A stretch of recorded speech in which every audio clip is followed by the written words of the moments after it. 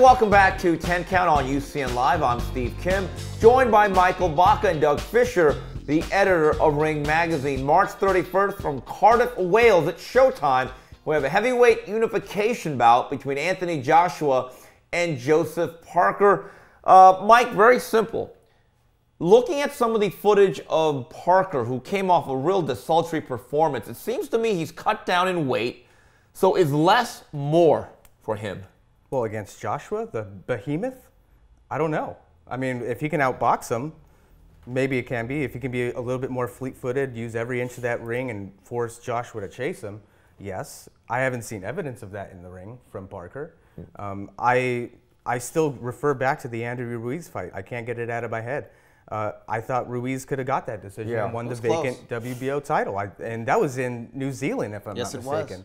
So maybe going up against the guy or one of the top two guys in the division will, bring something out of Parker that we haven't seen yet. It happens in boxing. Yes. I'm extremely excited for it. Anytime you get a big unification like this, I love it. And we're going to have a huge crowd cheering on Joshua. Almost 80,000. It's a matinee here in the United States. I look forward to it. It's awesome. I love watching it.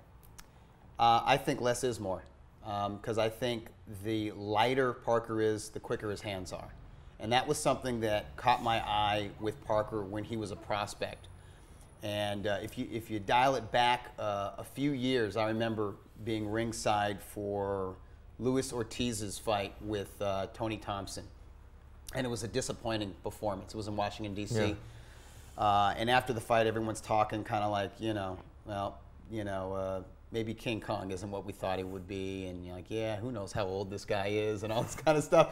And the conversation turned to the new faces in the division. And everybody talked about Joseph Parker and Anthony Joshua on the same level. Like, there's these up-and-comers. Really? Yeah, they were like, that's going to be the super fight in boxing one day. In a couple years, that's going to be a huge fight. You got these two undefeated guys. They both have their fan bases from their countries.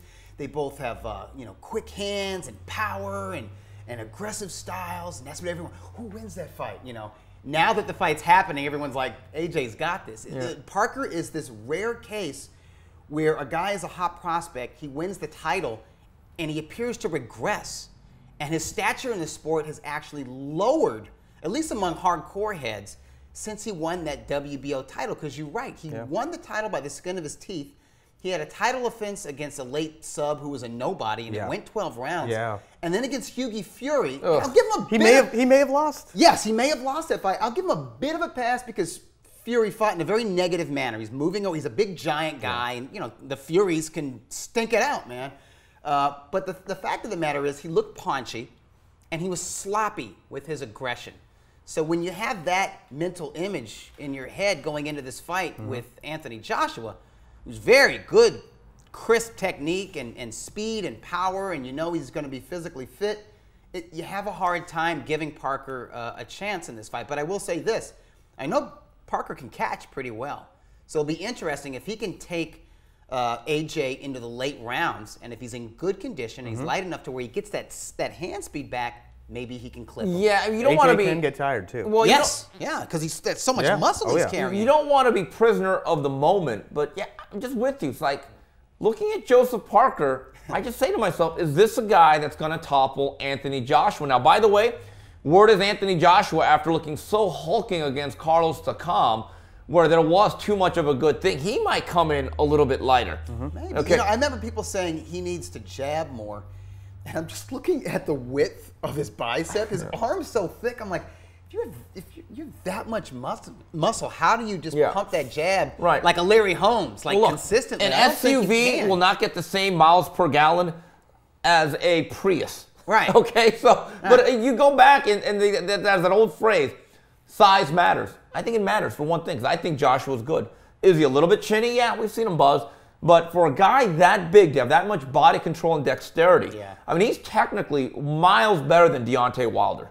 Yes. I really believe that. I think Wilder might have more pure power, might be a little faster, but in terms of boxing fundamentals, Anthony Joshua at his size, I think is very, very sound. And you just kind of look at Joseph Parker, I don't know if he's ever going to be able to hurt this particular brand of Anthony Joshua. That's going to be the issue. My understanding is that should Joshua win, and if Jarrell Miller beats Johnny D on HBO, April 28th on HBO, they're going to fight each other. Now, again, I don't know what network that's going to be on. That's for Eddie Hearn and Peter Nelson. That's definitely going to be AJ's U.S. debut. Yes, August 25th. That's like a Nassim Hamed Garden. thing, going to New York City and fighting a mouthy New Yorker and Kevin Kelly. Now, Jarrell Miller isn't on Kelly's level. He's not a former champion and hasn't faced the kind of fighters that Kevin Kelly did.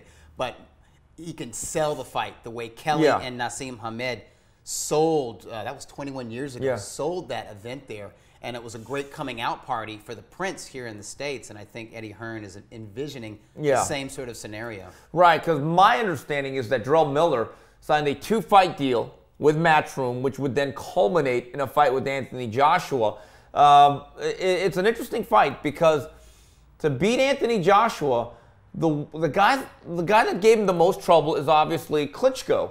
Well, Klitschko himself basically looks eye to eye with Anthony Joshua. How many heavyweights actually do that? Well, Deontay Wilder does. Yeah. I don't think that fight's going to happen this year. Tyson Fury, who's again, till he fights, exactly. I don't really believe it.